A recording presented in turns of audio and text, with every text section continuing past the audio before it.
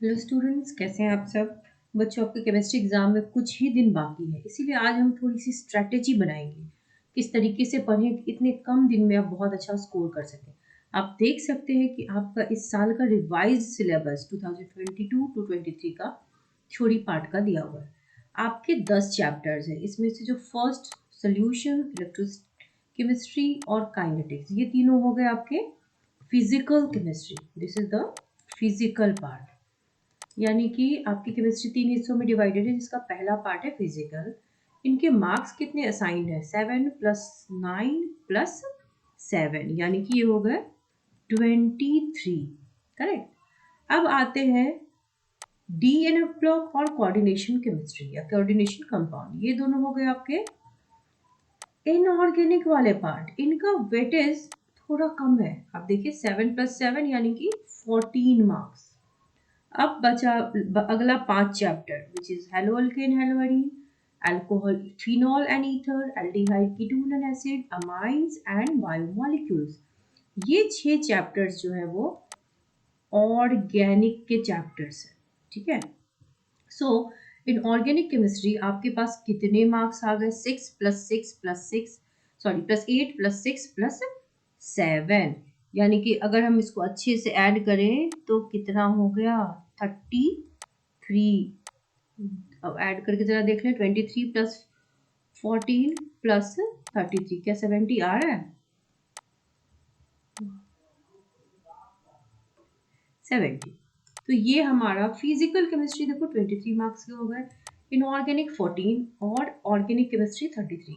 That means अगर weightage wise देखें तो ऑर्गेनिक केमिस्ट्री का वेटेज जो है बच्चे वो सबसे ज़्यादा है। इन तीनों पार्ट्स को पढ़ने की स्ट्रैटेजी अलग अलग होती है। ठीक है। सो जो हमारा ऑर्गेनिक पार्ट होता है, नीचे वाला पार्ट, यहाँ पर आपको नेम रिएक्शंस जो है वो बहुत अच्छे से आने चाहिए। इसके लिए आपको क्या आना चाहिए? Name reactions. इसके अलावा आपको और क्या आना चाहिए? नेम रिएक्शंस के अलावा मैकेनिज्म। ठीक है, मैकेनिज्म। और थोड़ा बहुत आपको नोमेनक्लेचर। नोमेनक्लेचर इतनी अगर आपको जानकारी है तो आपका ये ऑर्गेनिक पार्ट है वो आराम से हो जाएगा। इनऑर्गेनिक में आपको क्या करना है? इनऑर्गेनिक में एक्सेप्शंस जहां पे हो ना, डी ब्लॉक, एफ ब्लॉक में एक्सेप्शंस और ट्रेंड्स। ठीक है, ट्रेंड्स को याद कर लेना, एक्सेप्शंस को याद कर लेना, तो डीएनएफ ब्लॉक का काम हो जाएगा। और कोऑर्डिनेशन केमिस्ट्री के लिए थोड़ा सा आइसोमेरिज्म एंड नोमेनक्लेचर। इतने में आपका इनऑर्गेनिक वाला पोर्शन का काम बन जाएगा। अब आते हैं फिजिकल केमिस्ट्री। यहाँ पे आपको आने चाहिए बच्चा फॉर्मूला, ग्राफ। ठीक है, जितने भी फॉर्मूला है, अगर फॉर्मूला आपको याद है तो कॉन्सेप्ट में इतना यहाँ पर माथापच्ची नहीं है। वेटेज वाइज ऑर्गेनिक केमिस्ट्री का वेटेज सबसे ज्यादा है, 33 मार्क्स का है। तो सो आपको ऑर्गेनिक केमिस्ट्री पे सबसे ज्यादा ध्यान देना है।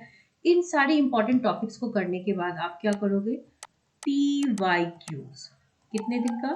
5 ईयर्स, 5 साल के PYQs कर लोगे। फिर NCERT के स्ट्रेट क्वेश्चंस, जो डायरेक्ट क्वेश्चंस है उसको मत भूलना, क्योंकि इस बार जितने एग्जाम्स हुए ना उन सब में NCERT के डायरेक्ट क्वेश्चंस जो है वो आए हैं, तो आने के चांसेस अभी भी हैं। सो डायरेक्ट क्वेश्चंस को बिल्कुल नहीं भूलेंगे, PYQs करके जाएंगे। राइट, इतना कर लोगे आप तो बहुत अच्छे से आप अच्छा स्कोर कर सकते हो, क्योंकि स्ट्रेट NCERT के क्वेश्चंस आपके बोर्ड में आते हैं। So this is the strategy you have to apply for qualifying in chemistry exam with full marks. आपको 70 out of 70 आना तय है, 70/70 and you will get this. So बस आपका मेंटालिटी सही होना चाहिए, पॉजिटिव एटीट्यूड के साथ एग्जाम दो। क्वेश्चन पेपर को 2 बार पढ़ो, 3 बार पढ़ो। तो इस तरीके से पढ़ने से आपके नंबर फूले आएंगे। तो यानी कि आपको PYQs करने हैं बहुत अच्छे से।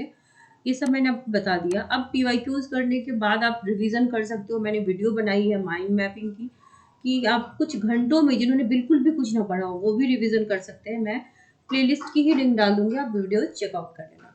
अब मैं बताती हूँ, कई बच्चे एग्जामिनेशन सेंटर में जाकर के ब्लैंक हो जाते हैं, तो वहां आपको क्या करना है? अगर आप एग्जामिनेशन सेंटर में ब्लैंक हो जाते हो तो first read out the questions properly, एक बार पढ़ो, 2 बार पढ़ो। 1-2 बार पढ़ने के बाद आपको क्या होगा ना कि आपको लगेगा कि आपको कुछ तो आ रहा है, और जब आपको लगेगा कि आपको कुछ तो आ रहा है, तो फिर आप क्या करो, उसके इन एंड अराउंड कुछ लिखो, क्योंकि सीबीएसई में अटेम्प्ट के नंबर मिलते हैं। अटेम्प्ट लेना बहुत ज़रूरी होती है। अगर कोई बच्चा कहीं पर फेल हो रहा होता है, तो वहाँ उसको ग्रेस मार्क्स मिल जाता है, और अगर अटेम्प्ट लेने में आपने कुछ सही लिखा है, तो आपको नंबर मिलेगा। एटलीस्ट क्वेश्चन पेपर में जो इन्फॉर्मेशन दी है, उसको लिख दो।